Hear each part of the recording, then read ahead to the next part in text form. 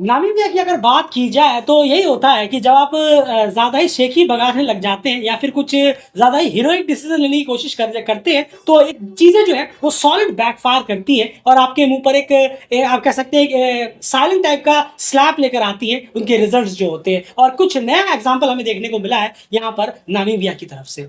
इस African game में जहां तक बात करें तो दो मैचेस अब तक वो खेल चुके हैं और दोनों में उन्हें हार मिली है। और सबसे हैरानी की बात यह है कि दोनों मैचेस में अगर आप देखें तो वो अपने से लोअर रैंक टीम के खिलाफ खेल रही थी। आज जो उन्हें नाइजीरिया के खिलाफ मात मिली वो 38 रैंक पर कहीं ना कहीं टीम है। और वहीं पे बात करें जिम्बाब्वे की जो उनसे 2 पायदान मिलकर से नीचे 13वें नंबर पर है। और उसमें भी जिम्बाब्वे की ये मेन स्क्वाड तो है ही बिल्कुल नहीं। जिम्बाब्वे की जो इंसाइडर है उन्होंने कहीं ना कहीं ये रिपोर्ट किया था कि जिम्बाब्वे की जो टीम यहाँ पर अफ्रीकन गेम्स खेलने गई है उसमें से आधे लड़कों को डोमेस्टिक तक में कंसिडर नहीं किया जाता। बिल्कुल सही। आप सोच के देखिए जो इनसाइडर रिपोर्ट्स हैं उनकी तरफ से निकल कर आया था तो उनके हाथों पहले वो एक मैच हारे और फिर आज नाइजीरिया से वो हार गए। ये सॉलिड बैकफायर किया जो बड़े बड़े प्लेयर्स को यहाँ पर रेस्ट दे दिया गया, पता नहीं क्या बोलकर और क्या समझ कर रेस्ट दिया गया। हाँ आप कुछ बहुत बेहतरीन आपका टूर्नामेंट गया होता नेपाल में तो समझ में भी आता। T20 टाइटल्स की बात करें याद रखिएगा यहाँ T20 की बात हो रही है। T20 में एक गेम सिर्फ आप जीते, बहुत खराब परफॉर्मेंस रहा, उसके बाद लड़कों को इतने इंपॉर्टेंट गेम्स में मिस आउट कर देना ये सोच करके अरे अफ्रीकन गेम्स चले जाएंगे तो हम तो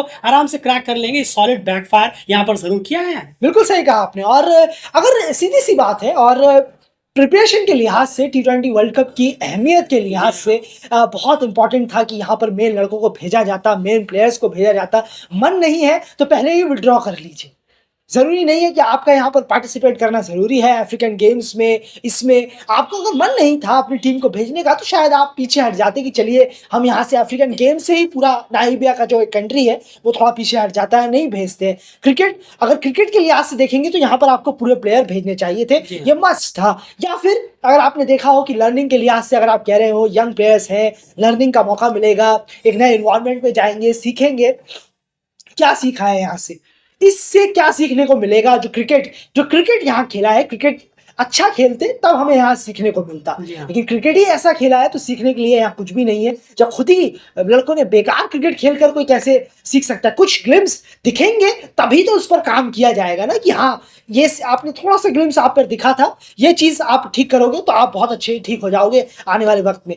तो आने वाले वक्त में होंगे, लेकिन वर्ल्ड कप इसी साल है, आपको रैंकिंग्स पर भी ध्यान देना चाहिए था। रैंकिंग्स आपके हाथ में है, थोड़ा सा और बेहतर करते, फुल स्क्वाड आती तो अगले साल 2026 के वर्ल्ड कप के लिए भी आप अपने आप का दावा ठोक सकते थे। लेकिन वो भी यहाँ मैनेजमेंट ने ध्यान नामीबिया के नहीं। बिल्कुल सही कहा, 11वें नंबर पर टीम है और अगले वर्ल्ड कप का प्लेइंग कंडीशन हमारे 30 जून तक का कट ऑफ 30 जून का कट ऑफ डेट था। वहां पर अगर हम देखें तो बहुत अच्छा मौका था कि आप अफ्रीकन के अपने फुल फ्लेज टीम के साथ जाते और कम से कम फाइनल तक पहुंचने का टारगेट तो यहाँ पर जरूर रखते। उसके बाद फिर देखते चीजें कैसे आगे बढ़ रही है। एक तरह से T20 आई मैच थे उसको आपने रखना किया। सबसे इंपॉर्टेंट बात लर्निंग वर्निंग सब बाद में साइड में स्क्वाड के साथ हो जाती। T20 वर्ल्ड कप का ईयर है, कुछ वक्त 2 महीने बाद T20 वर्ल्ड कप यहाँ पर है तो उस लिहाज से इस गेम में सारे प्लेयर्स को मौजूद होना चाहिए था। ये आपके घर से बाहर भी है, रीजन भली सेम हो लेकिन है तो आपके घर से बाहर ही, ये बहुत बड़ी गलती जो ये चीज हमने उठाई भी थी जब ये शुरू से पहले हमने कम्युनिटी में चीज डाली भी थी और फिर से डेलीगेट यहाँ पर बिल्कुल स्पॉट ऑन सही साबित हुआ है। जब हमने कहा भी था कि बिल्कुल खराब डिसीजन है नामीबिया का ये कि इस तरह के इंपॉर्टेंट गेम्स को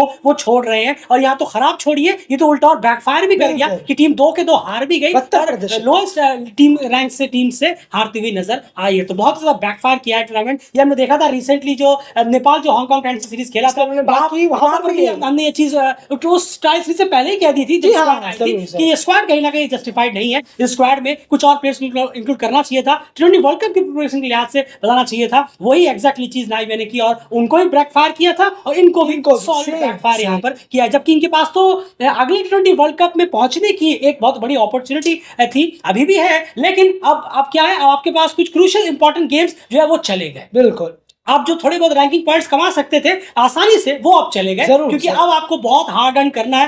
अपने T20 वर्ल्ड कप में बड़े बड़े फुल मेंबर्स को मात देनी है तब जाकर बात बनेगी। और वहां पर फुल मेंबर्स से हमारा मतलब है इंग्लैंड और ऑस्ट्रेलिया होने वाले हैं आपके ग्रुप में। तो ये बहुत ही ब्लंडर यहाँ पर परफॉर्मेंस नामीबिया की तरफ से निकल रहा है। ब्लंडर सोच नहीं है, ब्लंडर डिसीजन रहा है कि इस टीम को भेजने की, अपने की प्लेयर्स को रेस्टिंग मोड पर देने की। एक चीज और आज आपने देखी है इस मैच में, जरूर डेलीगेट पॉइंट आउट करना चाहेगा। जरूर शेमलेस एक्ट हुआ है शॉन फाउच की तरफ से। मैनकेट ट्राई किया गया लास्ट मोमेंट पर, जब नाइजीरिया 119 रन पर 7 विकेट थे, तब शॉन फाउच ने 3-4 रन चाहिए थे। बिल्कुल अपना एक मैनकेट उन्होंने करने की कोशिश की, बच गए। नॉन स्ट्राइकर जो है वो हुए नहीं मैनकेट। लेकिन ये जो एक्ट है ये बहुत ही शेमलेस एक्ट किया है शॉन फाउच ने और नाइजीरियन टीम ने भी। अगर वो आउट हो जाते इन केस और फिर से ये एक शेमलेस एक्ट होता, इसको करने की कोशिश की गई है। यानी कि आपका जो माइंडसेट था वो यही था कि यार हो जाए, आउट हो जाए, चीटिंग कर कर हम विकेट निकाल लें। हमारे अंदर दम नहीं रहा अब कि हम आपका विकेट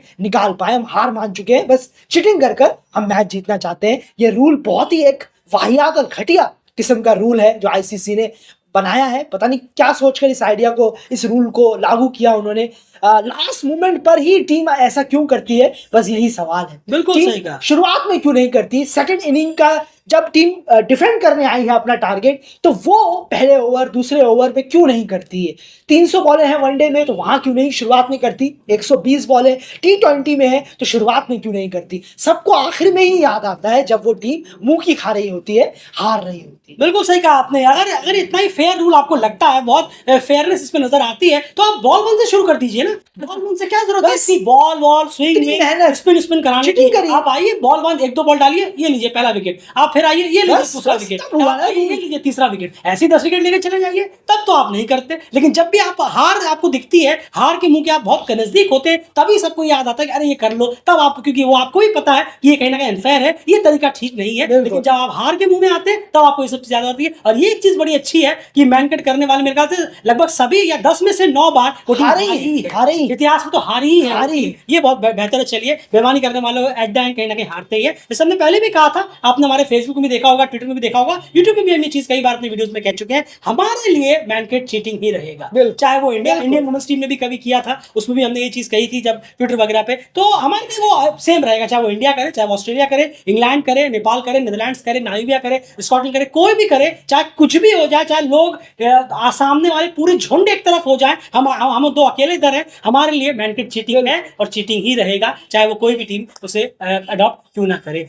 तो फिलहाल तो आज ये शेमफुल एक्ट नाइजीरिया ने किया है, इसलिए definitely disappointing and shameful reaction है हमारा इस चीज पर, नाइजीरिया के इस एक्ट पर। चलिए, कम से कम जीत तो नाइजीरिया को बिल्कुल, बहुत खुशी है। बहुत अच्छा लगा। फिलहाल इस वीडियो में इतना ही। सॉलिड बैकफायर नाइजीरिया को यहाँ पर कर गया है, उनका ओवर कॉन्फिडेंट अप्रोच दिखाना या पता नहीं क्या।